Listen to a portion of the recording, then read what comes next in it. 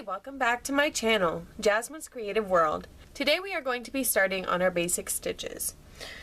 So, as the last video said, you should already have your 100% cotton yarn and the recommended size crochet hook. My favorite yarn to use is called Peaches and Cream, and it just comes in a little skein like this. It's normally like $2 to $3 depending on which one you get. This one that I'm going to be using is called Fresh Lilac. But they also have, if you want to make like a whole bunch of washcloths, they also have these bigger skeins that are super huge and you can get like a whole bunch out of them. They have a lot of different colors that you can choose from and so forth, so the versatility is really endless on these. So let's go ahead and start. I'm just going to slip off this label. And this is a worsted weight 4 yarn.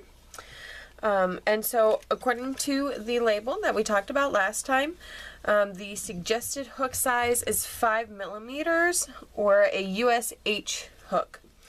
So I have my H 5 millimeter hook. I want to just take a moment to show you. I don't have all of the crochet hooks in here, but this is the case that I got in Walmart. It's really nice because it has like the holders for them. It has a nice pair for like shears, a really nice place for yarn needles in there as well. So then that way we can sew in the ends later, which you're going to need to pick up a set of those as well. So let's start with making a slip knot. Now the slip knot is really nice because you can adjust it to the size hook that you have, okay? So let me just zoom in a little bit here.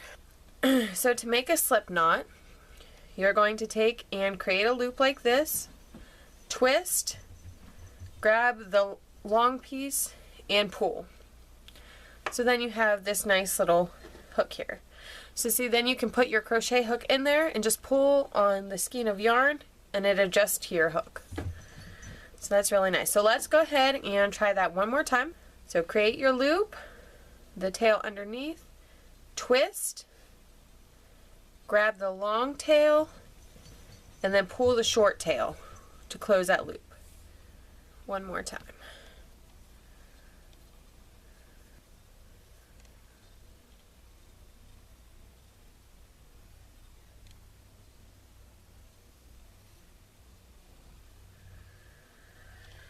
So that's how you start your slip knot.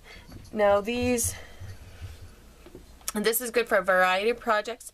There's different ways to start, but if you're just going to start like in a line, then this is generally the way that you use. There's a different method if you're going to do rows and around, which I will show you in a later video. So let's go ahead and start with the chain stitch. So you have your crochet hook in your dominant hand, and you've got to hold the tail with those. So then you loop it around from behind, and then you pick up this strand right here with your hook and you carry it through. So then let's try it again, okay?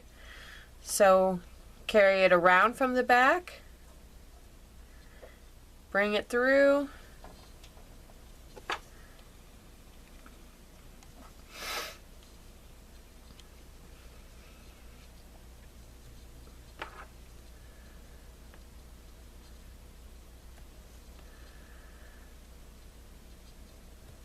okay. So now, as you can see, there's this nice little chain here. We are going to be crocheting into this chain, and it is really important that we make sure that our tension is okay, and we don't want it too tight and we don't want it too loose, because if it's too tight when you go in to do the second row, you're not going to be able to get your crochet needle in there. But if it's too loose, then your edging is going to be weird. So you just want to make sure you have that nice even tension. So let's do a couple more practice ones. If you're having problems with this and you're just starting out, what you can do is you can take and grab that loop and just put it over the other one, but your tension isn't as consistent. So if you want to get used to doing that first, you can start that way, but I would really recommend just using your hook to grab that piece of yarn and continue through, because it will improve your speed and your tension will be so much better.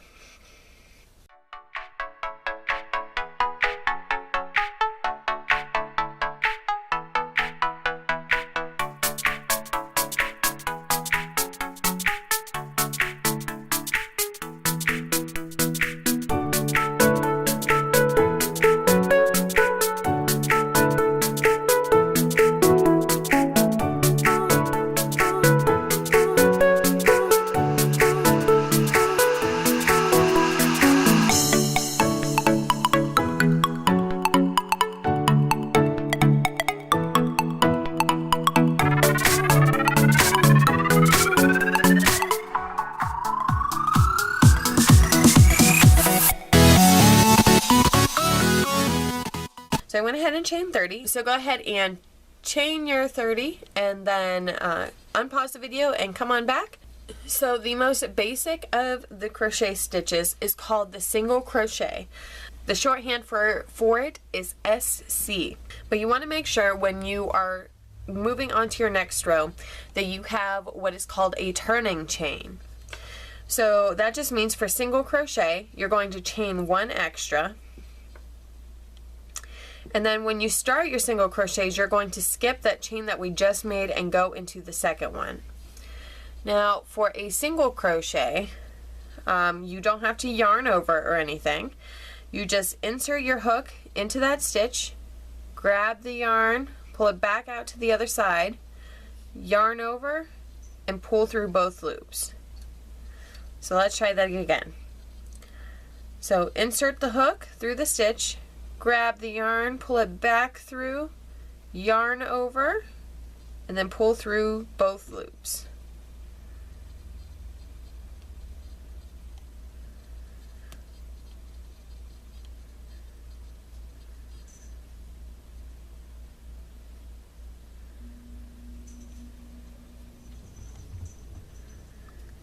I like this stitch because it is a tighter crochet.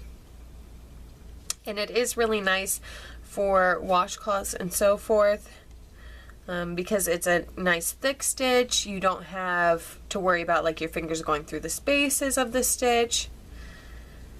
And it's just all around a nice stitch. So go ahead and I'm going to show you one more time.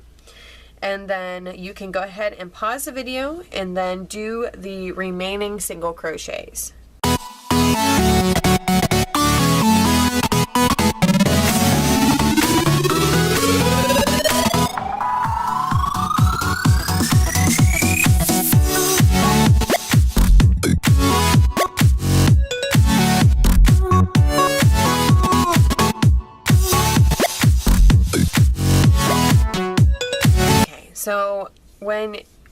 So when you are done with that row, go ahead and stretch it out a little bit. And so just like when we started the first row of single crochets, on this side, we are going to go ahead and chain one. And then we're going to turn the work. Oops. And then we're going to turn the work around. So now we are set to start on the second row of crochets. The turning chains are very important because otherwise you won't have smooth edges. But another important thing so that your work doesn't start shrinking as it goes up is you want to make sure that you count the stitches. And that's something that's important regardless if you are new to crochet or you've been crocheting for a while. Because nobody likes to work really hard on the project and then it end up being a triangle. I'll never forget when I first started crocheting, I wanted to make a blanket. Well, I didn't know at that time that you were supposed to chain at the end and count your stitches. I was just crocheting along. Well, what it ended up turning into was a triangle shawl because I ran out of stitches. So counting your stitches is one of the basic rules of crocheting, but also in most or all cases, also chaining at each end. So now when you're working on crocheting your second row, you're going to look and you're going to see these little V's, okay? So depending on how you want to crochet, when you go to start, you want to go under both of those loops, okay? So go under both of the loops, yarn over, pull through, yarn over again, pull through both, okay? Go through both loops, yarn over, pull through, yarn over, pull through. Under both loops, yarn over, pull through, yarn over, pull through.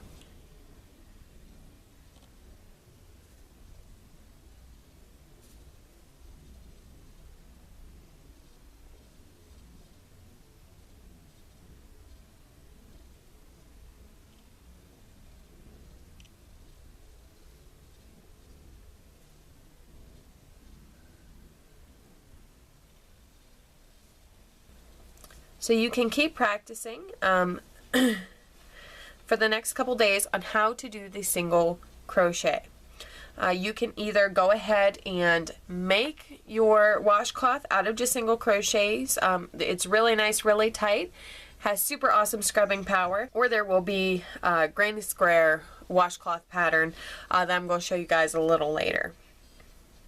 But for now, you just have to get the feel of the tension, and really the only way that you're going to get better at crochet is just purely by practice.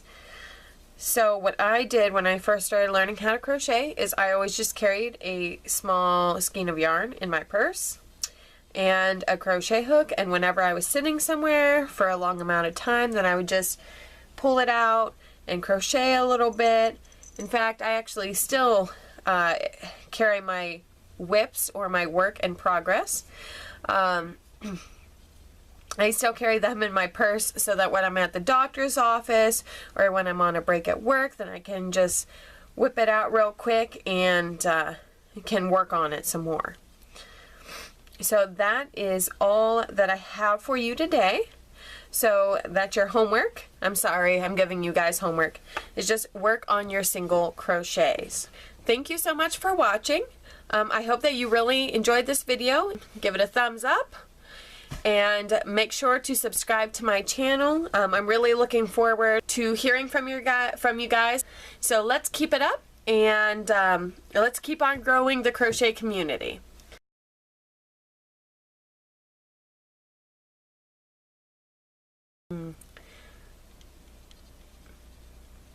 Hello, you're crashing my video again. Okay.